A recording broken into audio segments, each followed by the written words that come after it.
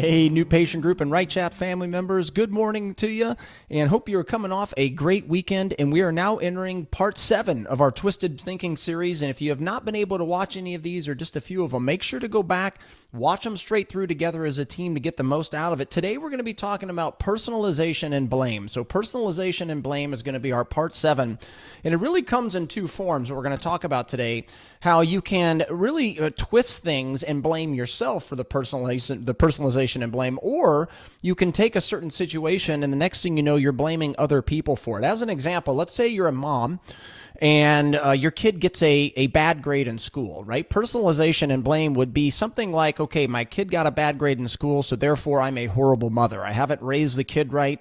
Maybe I should have read more books to the kid as the kid or held the kid more accountable. You're basically holding yourself accountable for something that, sure, it may be partly to blame as you, but there's a whole other world of circumstances, right? Another way, and a lot of you are dealing with this right now, all right? A couple of you are going to know exactly who I'm talking to when I say this, but people are going through this, you can't find good people, or you can't keep employees working for you, and therefore you take that scenario and say, I told you so. I can't keep good employees, therefore I'm a bad leader. I'm a bad business owner. I don't know how to hire. I don't know how to interview, or maybe all the above. Right? You see how you take something that has a whole nother world right now. All of us are going through, how do you find good people?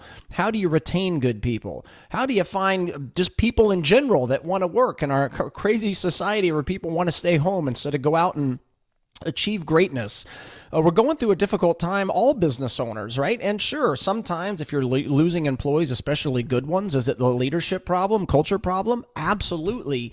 But there's also a whole nother world to dive into, all right? It's not just you. Now, this also works the other way, all right? You bring in somebody, maybe a patient walks through your door and you don't close them, and that person says, that price just seems a little bit high. I'd like to get a second opinion. You may be a practice that turns and says, see, the reason we didn't close that person was they're just a price shopper, which is such an amazing, it always amazes me, but it is such a popular way that practices talk. Now, new patient group customers out there, especially our long-time ones, you know that you don't talk that way. But as an industry as a whole, in orthodontics, dentistry, and other healthcare professionals as well, they use that as an excuse. They don't say to themselves, well, maybe our sales process, our salesmanship, just the way we talk to people, our hospitality skills, our presentation skills. Rarely do people look at themselves in the mirror and say, that's why we didn't close them, maybe, right? So it works the other way, right? Just like the previous examples I gave you around people blaming themselves. In this case, you take a scenario and you personalize and you blame other people. Look, the reality is, taking the employee example, or the difficultiness of finding good employees, here's the reality. That's happening industry-wide, but it's also happening outside the healthcare, orthodontic bubble, et cetera. That's happening to every business out there, right? So that does put a greater emphasis on an exceptional culture, on automating your onboarding process so you don't have to repeat yourself 1,000 times only to find out that employee's not the right one, or for them to quit, or whatever it may be.